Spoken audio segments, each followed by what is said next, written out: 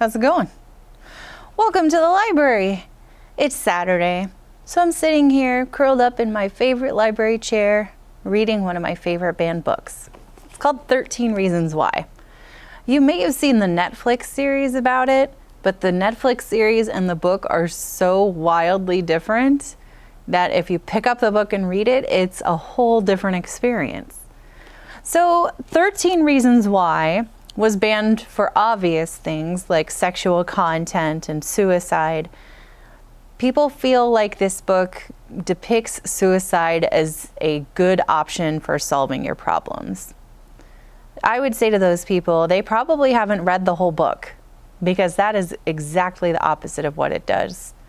This book gives us the rare opportunity to see what happens after a character has passed away. The effect that their suicide has on their entire school community. So I would say the good of this book definitely outweighs any negative impact it might have. Actually, it might talk some people out of committing suicide just from seeing the effect it would have on the people who love them and realizing that there are more people who care about them than they know. All right, so let me share with you a little bit of what I was just reading. I am on cassette 1, side B, and I'll be doing two voices. One for the tape, which is Hannah Baker's voice, the girl who committed suicide, and one for the narration of Clay Jensen, who is the boy who's listening to the tape. Welcome back, and thanks for hanging out for part 2. I wiggle the Walkman into my jacket pocket and turn up the volume. If you're listening to this, one of two things has just happened. A, you're Justin, and after hearing your little tale, you want to hear who's next. Or B, you're someone else, and you're waiting to see if it's you. Well, a line of hot sweat rises along my hairline. Alex Standall, it's your turn. A single bead of sweat slides down my temple, and I wipe it away. I'm sure you have no idea why you're here, Alex. You're probably thinking you did a good thing, right? You voted me best ass in the freshman class. How could anyone be angry about that? Listen. I sit on the curb with my shoes in the gutter. Near my heel, a few blades of grass poke up through the cement. Though the sun has barely started dipping beneath the rooftops and trees, street lamps are lit on both sides of the road. First, Alex, if you think I'm being silly, if you think that I'm some stupid little girl who gets her panties in a bunch over the tiniest things, taking everything way too seriously, no one's making you listen. Sure, I'm pressuring you with that second set of tapes, but who cares if people around town know what you think of my ass, right? In the houses on this block and in my house several blocks away, families are finishing up their dinners, or they're loading dishwashers, or starting their homework. For those families, tonight, everything is normal. I could name a whole list of people who would care. I could name a list of people who would care very much if these tapes got out. So let's begin, shall we? Curling forward, I hug my legs and lay my forehead on my knees. I remember sitting in second period the morning your list came out. Miss Strum obviously had an amazing weekend because she did absolutely no prep work whatsoever. She had us watch one of her famously dull documentaries.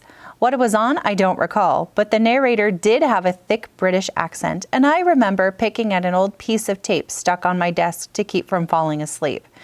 To me, the narrator's voice was nothing more than background noise.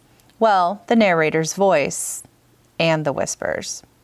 When I looked up, the whispers stopped. Any eyes looking at me turned away, but I saw that paper getting passed around. A single sheet making its way up and down the aisles. Eventually, it made its way to the desk behind me, to Jimmy Long's desk, which groaned as his body weight shifted. Any of you who were in class that morning, tell me. Jimmy was taking a sneaky peek over the back of my chair, wasn't he? That's all I could picture as he whispered, "You bet it is." I gripped my knees tighter. Jackass, Jimmy. Someone whispered, "You idiot, jackass." I turned around, but I was not in a whispering mood. "You bet what is?" Jimmy, who will drink up all the attention any girl gives him, gave a half smile and glanced down at the paper on his desk. Again came the idiot whisper, this time repeated across the room as if no one wanted me in on the joke. When I first saw that list given to me in history class, there were a few names I didn't recognize, a few new students I hadn't met yet, or I wasn't sure I had their names right. But Hannah, I knew her name, and I laughed when I saw it. She was building quite a reputation in a short amount of time. Only now do I realize that her reputation started in Justin Foley's imagination. I tilted my head so I could read the upside-down title of the paper. Freshman class, who's hot, who's not. Jimmy's desk groaned again as he sat back, and I knew Miss Strum was coming, but I had to find my name. I didn't care why I was on the list. At the time, I don't think I even cared which side of the list I was on. There's just something about having everyone agree on something about you that opens a cage of butterflies in your stomach. And as Miss Strum walked up the aisle ready to grab that list before I found my name, the butterflies went berserk. Where is my name? Where? Got it. Later that day, passing Hannah in the halls, I took a long look back as she walked by, and I had to agree. She definitely belonged in that category. Miss Strum snatched the list away, and I turned back to the front of the room. After a few minutes, gaining the nerve to look, I snuck a peek to the other side of the room. As expected, Jessica Davis looked pissed. Why? Because right next to my name, but in the other column, was hers. Her pencil tapped against her notebook at Morse code speed, and her face was burning red. My only thought, thank God I don't know Morse code. Truth is, Jessica Davis is so much prettier than I am. Write up a list of every body part and you'll have a row of check marks the whole way down for each time her body beats mine. I disagree, Hannah, all the way down. Everyone knows worst ass in the freshman class was a lie. You can't even consider it stretching the truth. But I'm not sure anyone cared why Jessica ended up on that side of your list, Alex. Well, no one except you and me and Jessica makes 3. And a lot more than that, I'm guessing, are about to find out. Maybe some people think you were right in choosing me. I don't think so, but let me put it this way. I don't think my ass, as you call it, was the deciding factor. I think the deciding factor was revenge. I tear the blades of grass out of the gutter and stand up to leave. As I start walking, I rub the blades between my fingers till they fall away. But this tape is not about your motivation, Alex, though that is coming up. This tape is about how people change when they see your name on a stupid list. This tape is about a pause in her speech. I reach into my jacket and turn the volume up. She's uncrinkling a piece of paper, smoothing it out. Okay, I just looked over every name, every story that completes these tapes, and guess what? Every single event documented here may never have happened had you, Alex, not written my name on that list. It's that simple. You needed a name to put down opposite Jessica's, and since everyone at school already had a perverted image of me after Justin's little number, I was the perfect choice, wasn't I? And the snowball keeps a-rollin'. Thanks, Justin.